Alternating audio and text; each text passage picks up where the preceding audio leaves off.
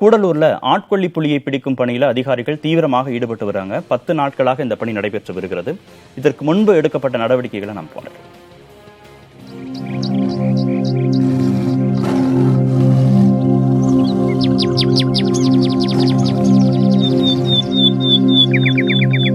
India முழுக்க வன உயிரின வாரம் கொண்டாடப்படும் நிலையில் தமிழகத்தின் கவனமோ கடந்த 10 நாட்களாக ஒரு புலியின் மீது குவிந்துள்ளது. T23 என பெயரிடப்பட்டுள்ள அந்த புலியை உயிருடன் பிடிக்க வனத்துறையினர் போராடி வருகின்றனர்.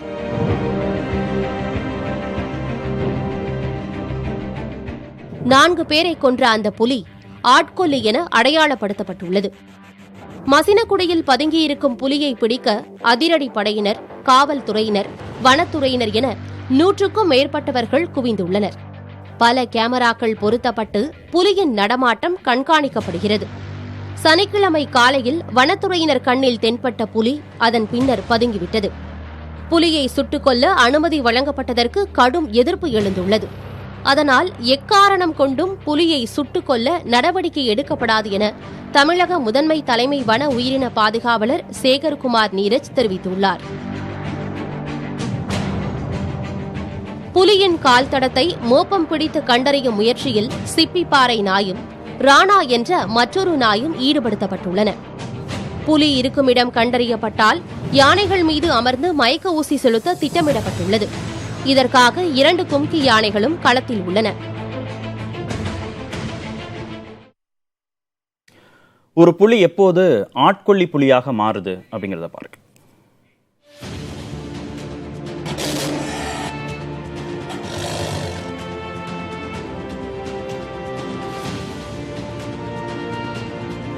வனத்தில் ஒரே ஒரு முறை புலியை நாம் பார்ப்பதற்கு முன் 100 முறையாவது அந்த புலி நம்மை பார்த்திருக்கும் என்பதுதான் காட்டுயிர் ஆர்வலர்களின் கூற்று. அந்த அளவிற்கு மனிதர்களை கண்டால் அஞ்சி ஓடும் குணம் கொண்டதுதான் புலிகள். கூச்ச சுபாவம் கொண்ட புலிகள் மனிதர்களை பார்க்கும் எல்லா நேரமும் தாக்கிவிடுவதில்லை. உயிருக்கு அச்சுறுத்தல் வரும்போது தற்காப்பிற்காக மட்டுமே பெரும்பாலும் புலிகள் தாக்கும். அதே சமயம் மனிதர்களை கொல்லும் எல்லா புலிகளும் ஆட்கொல்லியாக, அதாவது மேன் ஈட்டராக மாறுவதில்லை. வயோதிகம் மற்றும் காயம் காரணமாக வேட்டையாட திறனற்று இருக்கும்போது மனிதர்களின் ரத்தத்தை சுவைக்க தொடங்கும் புலியே மேன் ஈட்டராக மாறுவதாக குறிப்பிட்டுள்ளார் காட்டுயிரிகள் ஆர்வலரான ஜிம் கார்பெட். தமிழகத்தில் கூட 2014, 2015, 2016 ஆட்கொல்லியாக அடையாளம் காணப்பட்ட 3 புலிகள் சுட்டுக் கொல்லப்பட்டுள்ளன. மகாராஷ்டிராவில் ஆவ்னி என்ற பெண் புலி இந்தியாவின் மேன் ஈட்டரில் மிகவும் பிரபலமானது. அதே சமயம் 1997ஆம் ஆண்டு வால்பாறையில் ஆட்கொல்லியாக சுற்றி வந்த புலி உயிருடன் பிடிக்கப்பட்டு வன உயிரியல் பூங்காவில் பராமரிக்கப்பட்டது. தற்போது கூடலூரில் சுற்றி வரும் T23 புலி இதற்கு முன் கொன்றவர்களை உணவாக உட்கொண்டதில்லை. ஆனால் தற்போது 4வது நபரை கொன்று உண்டிருப்பதாக கூறப்படுகிறது. புலியின் ஆயுட்காலமே 15 ஆண்டுகள் என்கிற போது தற்போது T23யின் வயதோ 13. எல்லை பிரச்சனையில் உடலில் காயங்களோடு சுற்றி வரும் இந்த புலி ஆட்கொல்லியாக மாறுவதற்கான வாய்ப்புகள் அதிகம் உள்ளன. அப்படி மாறினாலும் பாதுகாப்பாக பிடித்து உயிரியல் பூங்காவில் பராமரிப்பதற்கான சாத்தியக்கூறுகளும் உள்ளன என்பதற்கு முந்தைய உதாரணங்களும் உள்ளன. அதற்கேற்ற வகையில் வனத்துறையினர் நடவடிக்கை மேற்கொண்டு வருகின்றனர். புதிய தலைமுறைக்காக கார்த்திகா. வன உயிரின ஆர்வலர் திரு சாதிக் இந்த அமர்வுல விருந்தினராக இணைந்திருக்கிறார். சார் வணக்கம். வணக்கங்க. இந்த செய்தி தொகுப்புல பார்த்தோம், மொத்தம் 4 பேரை தாக்கி புலி கொன்றிருக்கு. அதுல முதல்ல 3 பேரை அந்த புலி தாக்கி கொன்றதோடு விட்டுருச்சு, சாப்பிடல.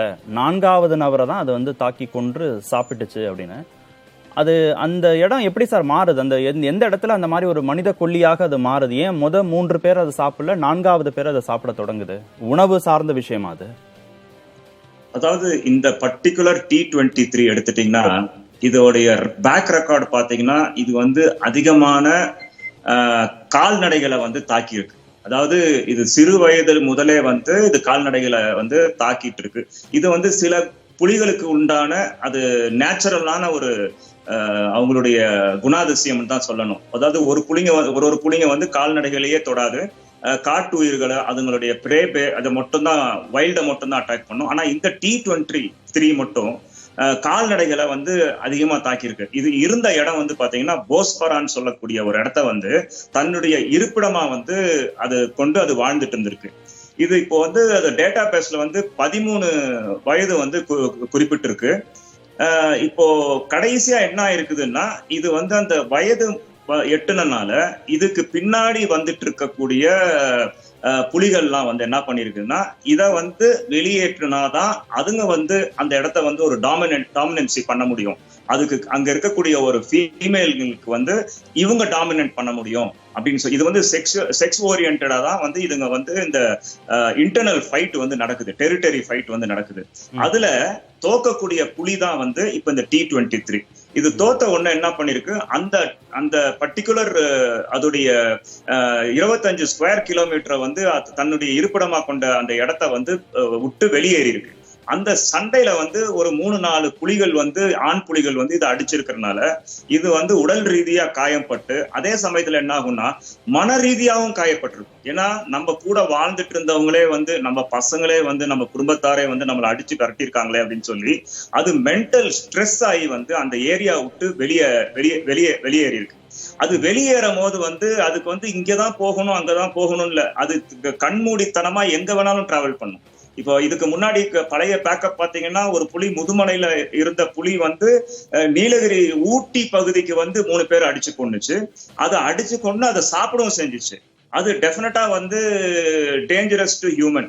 அதாவது மனித கொல்லின்னு தமிழ்ல சொல்றோம், மேன் ஈட்டர்.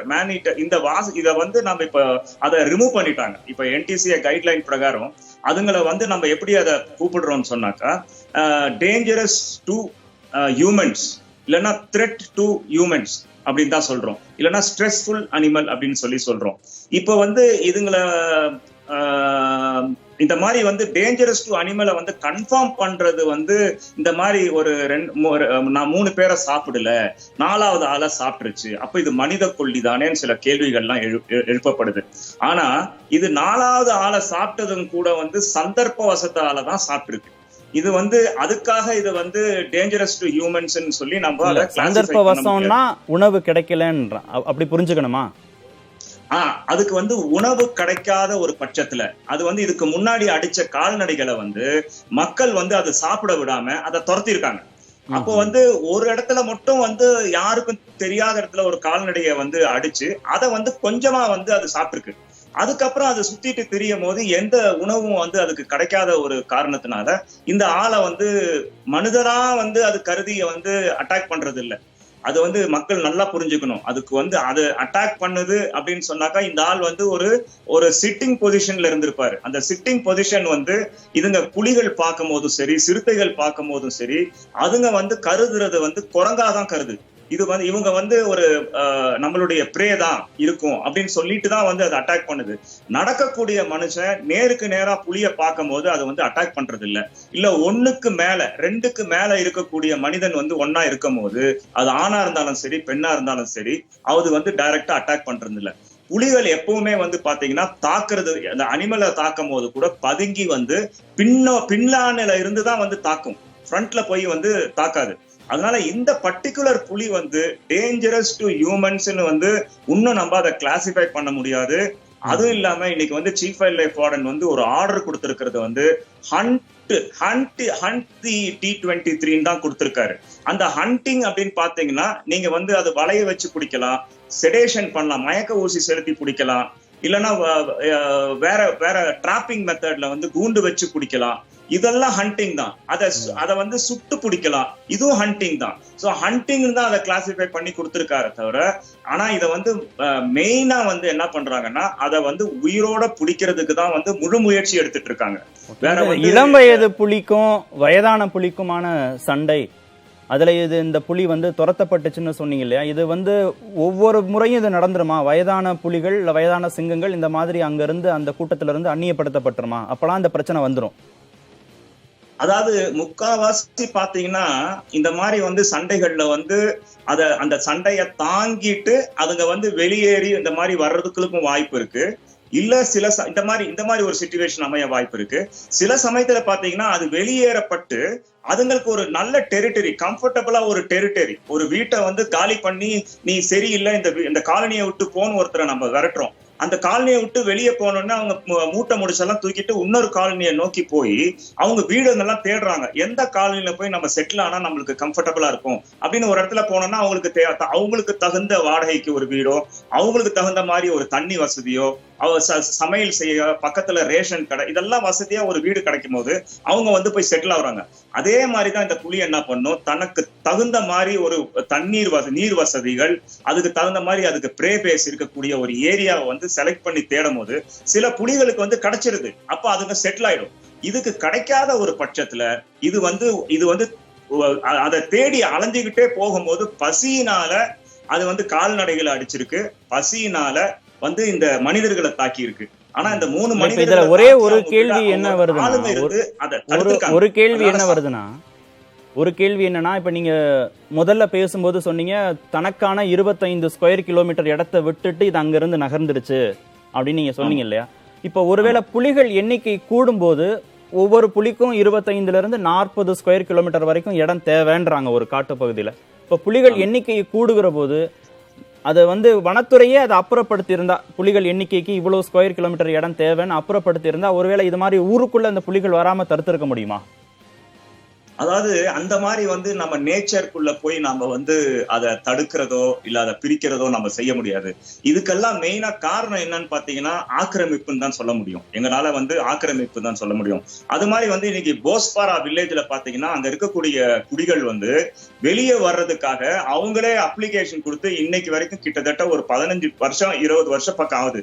ஆனா இன்னைக்கு வரைக்கும் அரசாங்கம் வந்து அவங்களுக்கு ஒரு நடவடிக்கை எடுத்து அவங்களுக்கு வந்து வெளியில வந்து இடமா கொடுத்து அந்த இடத்த வந்து புலிகளுக்காக வந்து விடுறதுக்கு வந்து அவங்களுக்கு கிட்ட இப்ப எங்ககிட்ட பினான்சியலா நாங்க வந்து இப்ப ஒன்னும் பண்ண முடியாதுன்றதுனால இது மாதிரி போஸ்பாரா மாதிரி நிறைய வில்லேஜுங்க வந்து மக்கள் வந்து வெளியே வர்றதுக்கு தயாரா இருக்காங்க.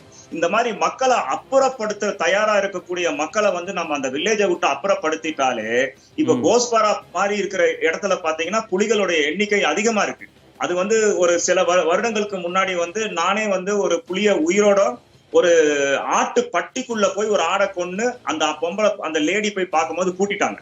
பூட்டின பின்னாடி அந்த புலிய வந்து நாங்க ரொம்ப சீக்கிரமா அதுக்கு செடேஷனே கொடுக்காம அந்த புலிய வந்து நாங்க காப்பாத்தி நாங்க கூண்டுல போட்டு அந்த போஸ்பாரா விட்டு நாங்க வெளியே வர்றதுக்கு வந்து அந்த மக்கள் எங்களை வந்து விடல.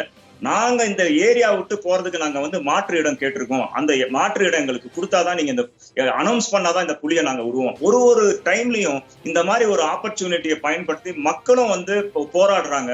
ஆனா இதுக்கு வந்து அரசாங்கம் வந்து செவிசாய்க்கிறது இல்லை. எவ்வளவு குடும்பங்கள் இருக்காங்க அந்த பகுதியில? எவ்வளவு குடும்பங்கள் வந்து இப்ப வந்து நீங்க வந்து ஒரு லொகேஷன்ல பாத்தீங்கன்னா 150ல இருந்து 200 குடும்பங்கள் இருக்கு. ஒரு லொகேஷன்ல ரீலொகேஷன் இடங்கள் வந்து நிறைய வந்து மார்க் பண்ணி இன்னைக்கு வந்து ஃபாரஸ்ட் டிபார்ட்மெண்ட் வந்து ஒர்க் பண்ணிட்டு இருக்காங்க. ஆனா வனத்துறையை வந்து அவங்க வனத்துறைக்கு உண்டான டெய்லி கமிட்மெண்ட்டை பாக்குறதுக்கே வந்து அந்த பட்ஜெட்ல வந்து இவங்க கொடுக்கக்கூடிய ஃபண்டிங் வந்து பத்துறது இல்லை.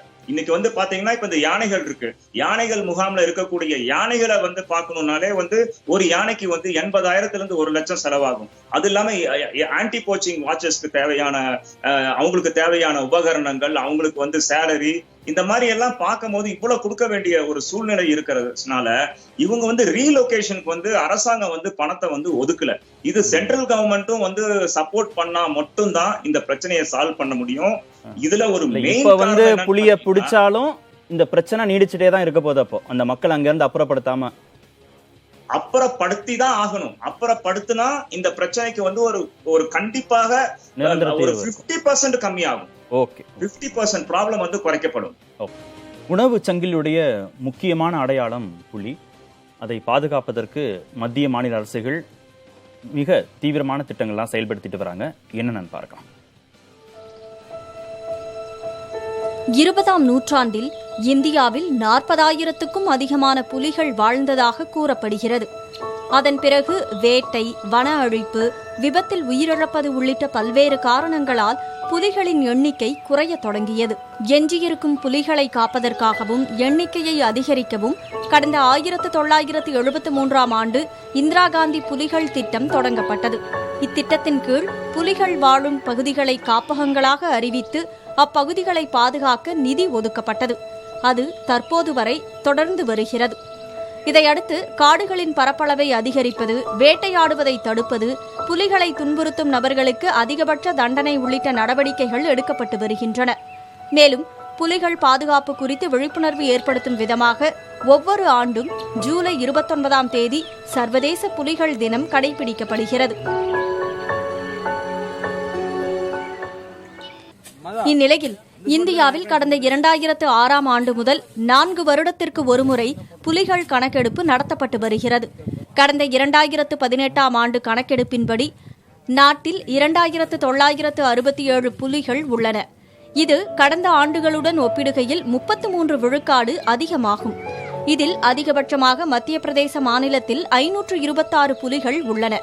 இந்தியாவில் புலிகள் அதிகமுள்ள மாநிலங்கள் பட்டியலில் தமிழகம் 5வது இடத்தில் இருக்கிறது.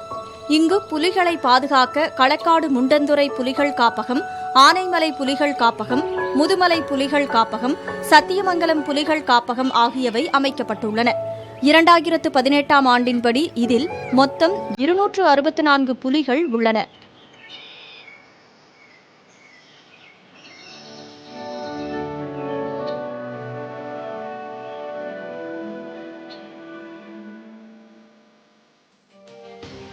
கூடலூரிலிருந்து செய்தியாளர் மகேஷ் இணைப்பில் இருக்கார். மகேஷ், 2 நாட்களாக புலி இருக்கக்கூடிய இடத்தை கண்டறியதுல சிக்கல் அப்படின்னு வனத்துறை தரப்புல சொல்றாங்க. இந்த பணி எத்தனை நாட்கள்ல முடிக்கப்படும் ஏதாவது சொல்றாங்களா? அங்க இருக்கக்கூடிய மக்கள் அச்சப்படுறாங்க, விரைந்து முடிக்கணும் இந்த பணியை அப்படின்னு வலியுறுத்துறாங்க.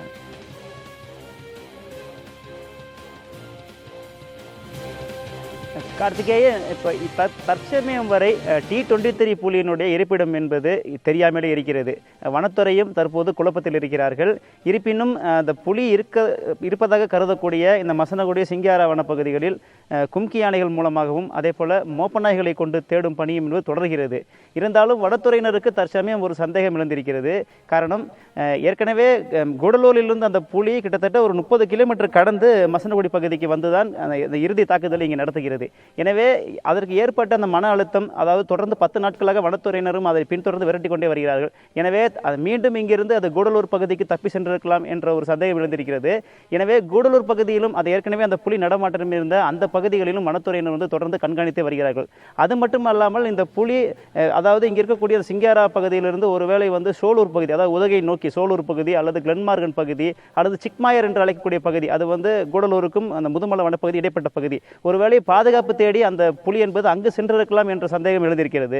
இந்நிலையில் புலியோட இருப்பிடம் தெரியாமல் இந்த பகுதி மக்களும் அச்சத்தில் இருக்கிறார்கள். காரணம், இந்த பகுதி மக்களுடைய முக்கிய வாழ்வாதாரம் என்பது அந்த மாடுகளை மேய்ப்பது தான். அதை நம்பியே கிட்டத்தட்ட ஒரு நூற்றுக்கணக்கான குடும்பங்கள் இருக்கின்றன. தற்போது அவர்களும் இந்த வனப்பகுதிக்குள் செல்வதற்கு அச்சமான நிலையிலே இருக்கிறார்கள். கார்த்திகேயன், விவரங்களுக்கு நன்றி மகேஷ். திரு சாதிக், 2 நாட்கள் ஆயிடுச்சு, கண்டுபிடிக்க முடியல இன்னும் இருப்பிடத்தை அப்படின்னு நம்ம செய்தியாளரும் அதை உறுதிப்படுத்துறாரு. மக்களும் வெளியே வருவதற்கு அச்சப்படுத்துறாங்க, வாழ்வாதாரம் பாதிக்கப்படுது. இந்த மாதிரி நகர்ந்து கொண்டே இருக்கக்கூடிய புலியை பிடிக்கிறதுங்கிறது கொஞ்சம் கூடுதல் சிரமம் தானா?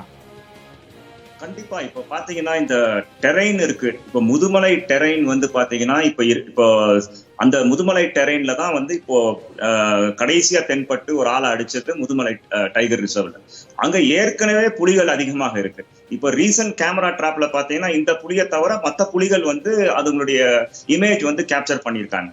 ஸோ இந்த மாதிரி ஒரு டஃப்பான சேலஞ்சிங்கான ஒரு சிச்சுவேஷன் இப்போ அமைஞ்சிருக்கு.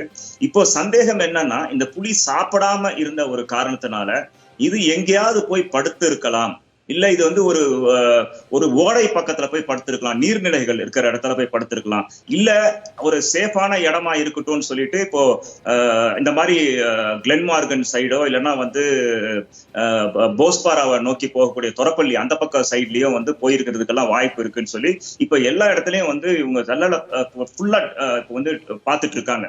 இப்போ வாழ்வாதாரம் பாதிக்குது அப்படின்னு சொல்றத பாத்தீங்கன்னா, நாம பேசின வரைக்கும் இப்போ அரசாங்கம் இதையும் கொஞ்சம் நோட் பண்ணணும். இப்ப அவங்க காட்டுக்குள்ள எதுக்காக போறாங்கன்னா, மாடு மேய்ப்பதற்காக தான் காட்டுக்குள்ள போறாங்க, வேற எந்த காரணத்தினாலும் இல்ல.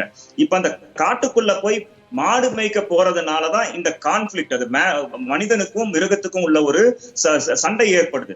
இதை அவாய்ட் பண்ணணும்னா அவங்களுக்கு என்ன பண்ணி கொடுக்கணும்னா, இந்த ட்ரைபல் மக்களுக்கு, ஆதிவாசி மக்களுக்கு, அந்த ஃப்ரிஞ்சுல வாழக்கூடிய மக்கள், அதாவது காட்டை ஒட்டி வாழக்கூடிய மக்களுக்கு வந்து அரசாங்கம் உடனடியாக அவங்களுக்கு வந்து மாட்டு கொட்டகைகள், அதாவது கவு ஷெட், நான் சொல்றது ஓலையில கட்டக்கூடாது, ப்ராப்பரா வந்து அவங்களுக்கு வந்து காங்கிரீட்ல பாதுகாப்பான முறையில வந்து அவங்களுக்கு வந்து மாட்டு கொட்டகைகள் வந்து கட்டி கொடுக்கணும். அங்கிருந்து வெளியில போகணும்னு அந்த மக்கள் விருப்பப்படுறாங்கன்னு பேசணும். எங்களுக்கு வேற இடம் கொடுத்துருங்க, நாங்க போறோம்னு சொல்றாங்க. இல்ல இப்ப அங்கேயே அவங்களை இருக்க வைக்கிறதுக்கு இப்ப நீங்க சொல்ற சிஸ்டம் அங்கேயே கட்டி கொடுக்கணும், மாட்டு கொட்டைக்கு கட்டி கொடுக்கணும். எது சரியா இருக்கும்? அங்க இருந்து அவங்கள வந்து அப்புறப்படுத்தி வேற இடத்துல இருக்க வைக்கிறதா, இல்ல அங்கேயே அவங்களுக்கு பாதுகாப்பா மாட்டு கொட்டைக்கு கட்டி கொடுக்கறதா?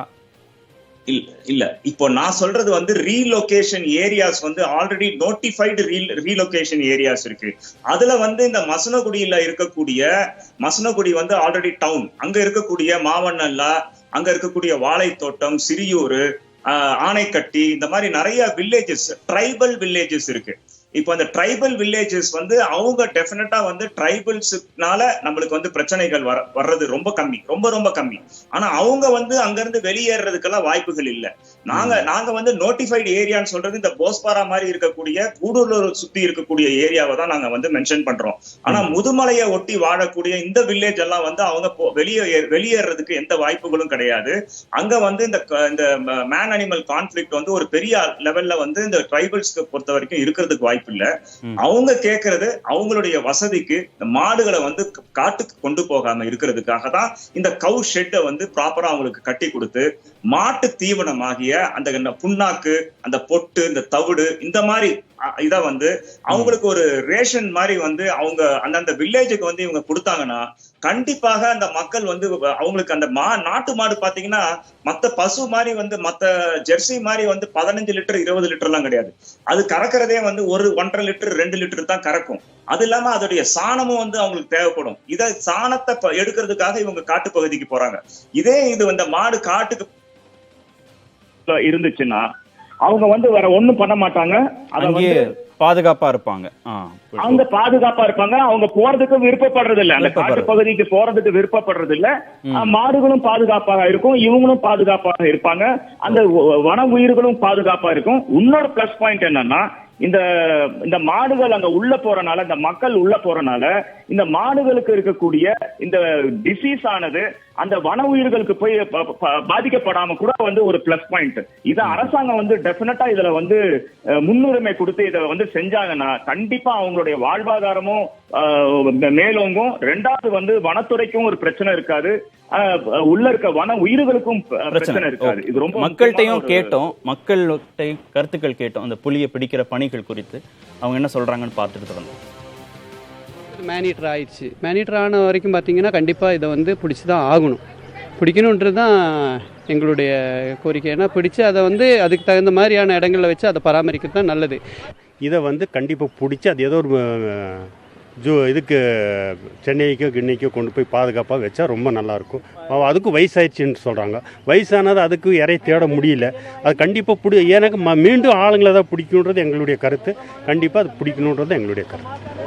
கொஞ்சம் அந்த பக்கம் போனாலும் நமக்கு பயமாக இருக்குது, வீடை விட்டு வெளியே போனாலும் எங்களுக்கு கொஞ்சம் பயமாக இருக்குது. அதனால கண்டிப்பாக புலியை பிடிச்சி தான் ஆகணும். நீங்கள் தயவுசெய்து சொல்கிறேன், இந்த மக்களை கொள்கிற அந்த புலியை வந்துட்டு நீங்கள் தயவுசெய்து பிடிக்கணும், கண்டிப்பாக பிடிக்கணும். நீங்கள் சொல்கிறீங்களா நமக்கு அது தெரியாது. கண்டிப்பாக பிடிச்சி அதை கொண்டு போய் எங்கே விட்டாலும் சரி, அது ப்ராப்ளம் இல்லை. தயவுசெய்து அது கூடிய விரைவில் நிறைய பேர் இது பண்ணிருக்காங்க, ஃபாரஸ்ட் டிபார்ட்மெண்ட்டில் எல்லாம் நிறைய பேர் அங்கே புலியை வந்துட்டு சுடணும்னு சொல்லி இது பண்ணிருக்காங்க. தயவுசெய்து கூடிய விரைவில் எவ்வளோ சீக்கிரம் முடியுமோ அவ்வளோ சீக்கிரம் அந்த புலியை நீங்கள் வந்து இது பண்ணிங்கன்னா தான் மசூரி பகுதியுடைய மக்கள் கொஞ்சம் பயம் இல்லாமல் இருப்பாங்க. தயவுசெய்து அது கவர்மெண்ட் நல்ல ஒரு நடவடிக்கைன்னு சொல்லி நான் கேட்குறேன். திரு சாதிக்கு இறுதியா ஒரே ஒரு கேள்வி, கொஞ்சம் சுருக்கமா பதில். இப்ப 4 பேரை தாக்கி கொண்டு இருக்கு, அதுல ஒருத்தரை சாப்பிட்டுருச்சு. அப்ப இனிமே தொடர்ந்து மனிதர்களை தாக்கி கொண்டு சாப்பிடுவதற்கான வாய்ப்புகள் இருக்கா? அதே மாதிரி புலிய சுட்டு பிடிக்கணும், புலிய செத்தாலும் பரவாயில்ல மக்களை காப்பாத்துங்கன்னு ஒரு கருத்து, இல்ல புலிய உயிரோட பிடிக்கணும் அப்படின்னு ஒரு கருத்து. உங்களுடைய பார்வை இதுல என்ன? இதுல வந்து பாத்தீங்கன்னா மக்கள், அதாவது அந்த வனத்தை ஒட்டி வாழ்ந்துட்டு இருக்கிற மக்கள் பாத்தீங்கன்னா கண்டிப்பா அவங்க எல்லாம் நீங்க இப்ப பாத்திருப்பீங்க, அவங்க எல்லாம் வந்து அதை உயிரோட தான் பிடிக்க சொல்றாங்க. அத வந்து கண்டிப்பா வந்து உயிரோட புடிங்க, நீங்க வந்து இதுல பிடிக்க வேண்டாம், சுட வேண்டாம் தான் அவங்களுடைய கோரிக்கை வந்து இருக்கு. ஸோ அதை பொறுத்த வரைக்கும் அவங்க வந்து உண்மையிலேயே ஒரு நல்ல கருத்து தான். அதை வந்து சுட வேண்டிய அவசியம் வந்து இப்போதைக்கு இல்லை. அதை வந்து டெஃபினட்டா கண்ணில் பட்டுச்சுன்னா வனத்துறையில இருக்கக்கூடிய வெட்டினேரியன்ஸ் வந்து ரொம்ப ஸ்ட்ராங்கா, ரொம்ப வந்து கான்பிடன்ஸா இருக்காங்க. அதை வந்து டிராங்குலைஸ் பண்ணி பிடிக்கலாம்னு சொல்லி ரொம்ப ஸ்ட்ராங்கா இருக்காங்க. ரெண்டாவது வந்து அது 13 வயசு ஆயிடுச்சு. அது வந்து ஜூக்கு போய் இன்னொரு அது இருக்கக்கூடிய கடைசி காலம் ஒரு 2 வருஷமோ இல்ல 3 வருஷமோ வந்து அது இருக்கக்கூடிய அந்த காலத்தை வந்து அது அந்த ஜூல தான் போய் அது இது பண்ணணும்னு சொல்லி இருக்கு. அது மாதிரி இருக்கும்போது அது வந்து கண்டிப்பா அது உயிரோட பிடிக்கிறது தான் வந்து எங்களுக்கெல்லாம் வந்து நல்லதா அது படுது. நன்றி சாதிக், நிகழ்ச்சியில் பங்கேற்றதற்கு.